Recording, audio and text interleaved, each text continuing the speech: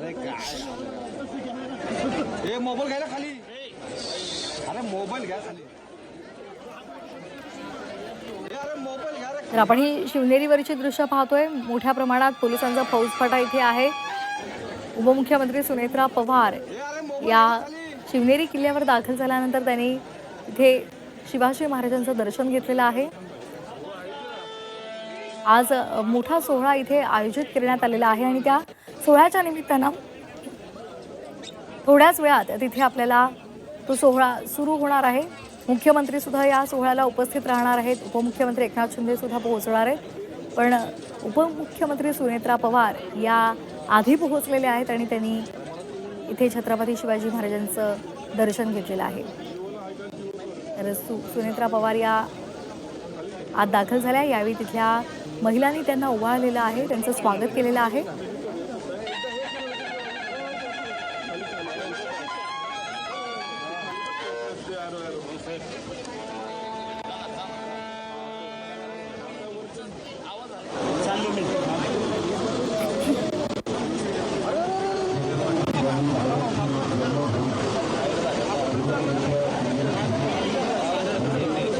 तर भगवे फेटे घालून अनेक शिवभक्त इथे दाखल झालेले आहेत.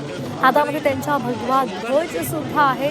आज शिवनेरी गडावर सुंदर असं हे दृश्य, संपूर्ण शिवनेरी गड हा शिवभक्तांनी गजबजून गेलेला आहे. छत्रपती शिवाजी महाराज की जयचा गजर आपल्याला पाहायला मिळतोय. सुनेत्रा पवार इथे दाखल झालेले आहेत.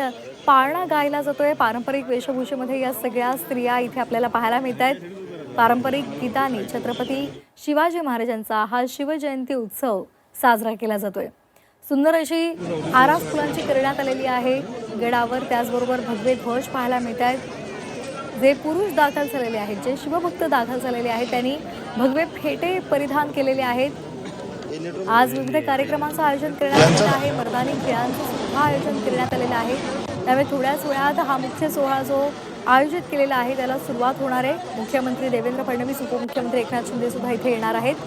अगदी लहानांपासून मोठ्यापर्यंत सगळेच जण शिवनेरी किल्ल्यावर इथे दाखल झालेले आहेत. तर ही आतली दृश्य आपण पाहतोय. पाळणा सुंदर सजवण्यात आलेला आहे फुलांनी आणि तिथे पारंपरिक वेशभूषेमध्ये या सगळ्या महिला सुंदर असे पारंपरिक दागिने घेऊन इथे घालून, इथे सजून, इथे छत्रपती शिवाजी महाराजांच्या पाळण्या शेजारी उभ्या आहेत.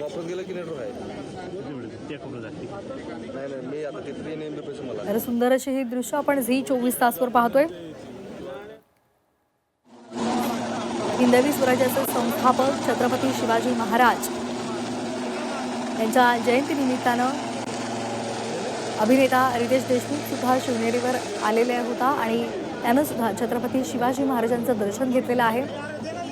आज लाखोंच्या संख्येनं छत्रपती शिवाजी महाराजांची महती सांगणारे कार्यक्रम हे संपूर्ण राज्यामध्ये, देशभरामध्ये आयोजित केलेले आहेत.